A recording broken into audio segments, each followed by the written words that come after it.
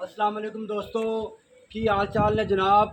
तुसी वेंदे पे हो अपना देश पंजाब टीवी ते मैं हाँ तुहाडा मेज़बान मुहम्मद फैसल खरल।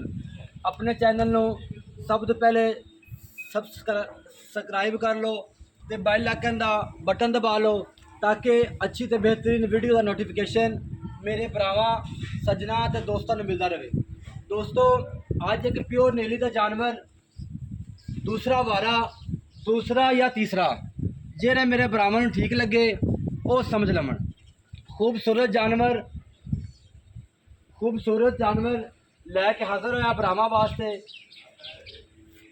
पुट्ठा चेक कर लेना है, हड्डी चेक कर लेनी है, खुडा चेक करना जनाब, पुछल बिल्कुल बरीक धागे वर्गी, आर्डर क्वालिटी बिल्कुल माशाल्लाह जी। मेरे भरावां दे सामने मेरे दोस्तों के सामने सारा कुछ मेले लाई फिर दिए, तुरन फिरन तो आवाज़ार है। ए पिछे दो बटन ने जी नीली दी, ए पहचान कर लेनी जनाब। बहुत आला जानवर माशाल्लाह जी। मुठ मुठ दा थण, थब्बियां दे चड्डे, ए वेखो जनाब, ए देखो माशाल्लाह जी। पूरी विलायती जिस्म चेक कर लेना जनाब, स्ट्रक्चर चेक कर लेना, कालियां शाह अखां, सिर वेख लो जनाब, बेहतरीन खूबसूरत जानवर। धुन्नी कौड़ी का कोई नामो निशान नहीं। सैडा वालियां भी तुहानू विरला विखावेगा कैमरामैन साहब, तसलियां करवा रहे हैं जनाब कैमरामैन साहब। एक बहुत अच्छा जानवर खूबसूरत। उमर भाई थोड़ा जहा टोर के दिखाओ माशाल्लाह जी। सब कुछ मेरे भरावां दे सामने, कोई फिजिकल मसला होवे, कोई इशू होवे, असी ताबेदार जनाब। चेक कर लेना है, कम करके विखावांगे इंशाल्लाह। ना भरा ने कुछ किया मतलब कि किसी का कोई हक मारिया होवे, काम साफ सुथरा ईमानदारी ना करांगे इंशाल्लाह माशाल्लाह जी। वीडियो अच्छी लगे लाइक कमेंट तो शेयर लाजमी करना भाईजान, सारे भरावां ने सारे दोस्तों ने माशाल्लाह जी।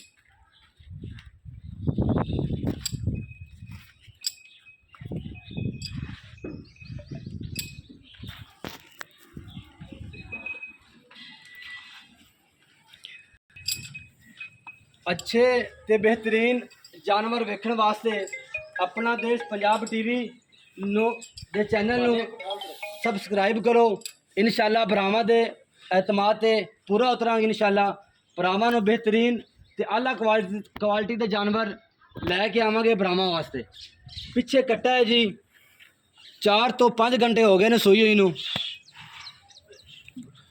माशाल्लाह जी। 4 तो 5 घंटे हो गए ने, मां नालों भी ज़्यादा खूबसूरत।